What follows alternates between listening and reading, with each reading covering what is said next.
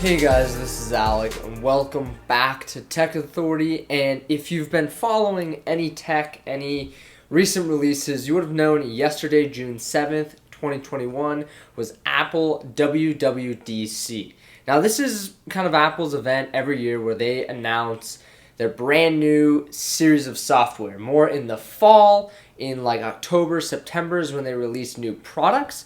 And then in kind of early summer in June, they release new software. So yesterday, they announced some brand new software, and those include iOS 15, iPadOS 15, Mac OS Monterey, and then a brand new software update for the Apple Watch. And I know a lot of those will be super interesting. A lot of people honestly probably don't care about anything besides iOS. So in this video, we're going to be taking a look at my personal top 5 favorite iOS 15 features. Now before we get started, I'm going to give you guys a little disclaimer and say I am running the brand new iOS 15 beta, and if you guys don't know what you're doing or you're running it on a regular phone, I suggest you don't run the iOS 15 beta, especially not now because there's so many bugs. I would probably wait till the fall when they release it publicly, or a little bit later in July-ish when they release the official public beta, just because there's a ton of issues. Number 5, my 5th favorite feature of the brand new iOS 15 update is FaceTime screen sharing. Now, I personally don't use FaceTime a whole lot. I mean, I use it occasionally every once in a while. But iOS 15 really focused on making FaceTime essentially the new Zoom. There's a ton of new FaceTime features that I could fill up literally an entire half-an-hour video talking about it. But this is kind of something that stuck out to me. Essentially, if you are watching or if you are FaceTiming with a friend or a group of people and you come across something on your phone that you want to share, you can literally just share your screen to your FaceTime, and then anybody who you're FaceTiming with can follow along what you're doing on your phone screen. So that could be you're on your iPhone and you're sharing, an article or a movie or something like that. And then if you're on your iPad, same thing. So it's just a really, really cool feature, and it's something that when I've used FaceTime, looking back, this would be so useful, but it's not something that I, thought of. So that's a super cool feature, which is screen sharing on FaceTime. Now, number 4 on this list is the brand new Apple Maps. Basically, if you use Maps, a lot of people think of the best map app to be Google Maps. And when Apple first announced their brand new Maps a while ago, it was so awful. It was like driving people off cliffs and things like that. So Apps has come a long way. More specifically, within the new Apple Maps update is the fact that there's kind of a 3D component. So if you're using Apple Maps, it will have a super detailed view that includes different lanes. And so if you're driving a car, you can determine which lane you need to be in. And on top of that, if you're driving underneath a bridge, it automatically knows that and kind of renders and shows that. And it's just incredible. And on top of that, from what I've seen, it's just really cool driving along. It makes the buildings more 3D, and you can actually kind of see those landmarks. And it just makes Apple Maps easier to use, and just maps in general easier to use. And another feature that I can't test and is probably the coolest feature I've ever seen is if you're like on a subway or on a train or something, and you get off the train and then you walk up to a street level and you don't know where you are, you can actually just take your phone and you can take photos around you of the buildings and the surroundings, and then Apple Maps analyzes that and figures out where you are and then directs you from there.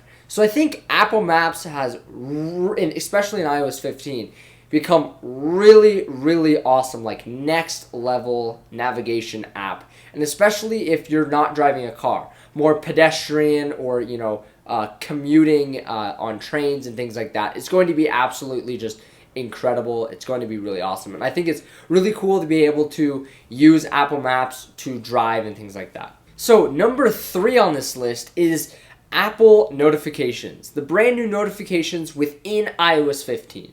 So before, I guess notifications have been getting better over time, but they just never felt really good. So essentially, Apple uses AI to analyze your notifications and determine which ones are time sensitive and puts those at the top. So if somebody texts you, hey, meeting at 4, it will analyze that and be like, okay, that's a pretty time sensitive notification, and put that on top. And then it groups them by kind of category, and then on top of that, it sorts those categories by how time sensitive they are. And on top of that, they got more of a nice round design, and they just overall look way better and feel way more better and useful. And overall, notifications didn't get a huge kind of groundbreaking update, but they definitely just got better in general, and they're a little bit more useful and a little bit more refined. Number 2 on this list is actually Apple Wallet. And for me, Apple Wallet was useful, but I just didn't really use Apple Wallet a whole lot. I would just bring my wallet with me, and I would just use those cards then at the store. And I honestly probably only used Apple Wallet a handful of times, and I never used it on my Apple Watch because I don't like having a password on my Apple Watch. So honestly, I didn't use Apple Watch a whole lot before. But with this brand new update, it's actually crazy. I really, really, really like the new Apple Wallet app.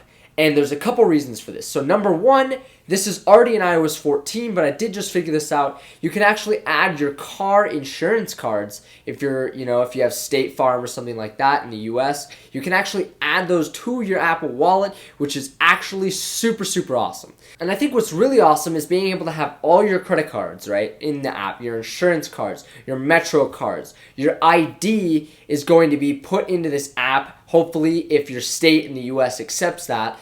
But just the Apple Wallet is becoming just like a monopoly. It's so awesome. And on top of that, if you're like me, I live in an apartment and I have like a little key fob to get into the building, that will be able to be supported in the Apple Wallet app. And then if you go to like hotels or Disney World, your passes for those, your hotel room keys or your Disney World pass will be in your Apple Wallet, and then you still get to put your boarding passes in your Apple Wallet. So basically, your Apple Wallet is overpowered now. With the addition of, different places now partnering with Apple, and your state ID or your identification card in your Apple Wallet just makes it incredible. I think that's literally the best thing on the planet. I seriously think that if I only have to carry my iPhone to be able to get into my apartment and to have my ID and my insurance and all of that, I'm going to be using Apple Wallet more. Last but not least is number 1 on my list, and I actually think this is really, really cool. And it's something that I actually have thought about before and wish they added to iOS, and they finally did. And this is AirPlay to Mac.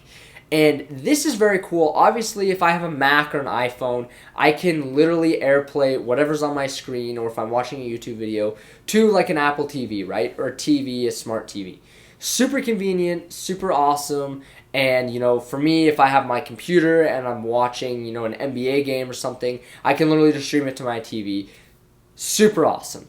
If you're more in like a work setting, or there's so many scenarios where I can think of, if I'm on my phone, I just wish I would be able to just stream it and AirPlay to my Mac. And that's what they did. You can basically be on your iPad or your phone, and you can AirPlay the screen to your Mac. And this is just super awesome, and people can literally follow along with what you're doing on like a bigger Mac in an office setting is something that I think about. And then on top of that, the addition of being able to AirPlay sound, like music from your phone to a Mac is really awesome, especially like on the new Mac, the new iMacs that have the high fidelity sound. If you don't have a speaker or anything like that, you can literally just AirPlay the music from your phone to your iMacs high fidelity speakers, and you can get amazing sound. That right there is a super useful, really cool feature, and I'm really glad that they added it. Again, just keep in mind, I actually do have iOS 15, and these things are subject to change. Obviously, they're not going to just totally take out a feature, but things may change subtly as it goes through the beta. If you guys did enjoy this particular video, don't forget to subscribe, because I actually am going to be doing a video on the brand new Mac Mac OS Monterey, as well as iPad OS 15, and even a more detailed video of iOS 15 on the iPhone, and I think you guys will really enjoy that. Don't forget to subscribe so you don't miss those videos, and don't forget to leave a like and comment down below on this video, and follow me on all my social media platforms.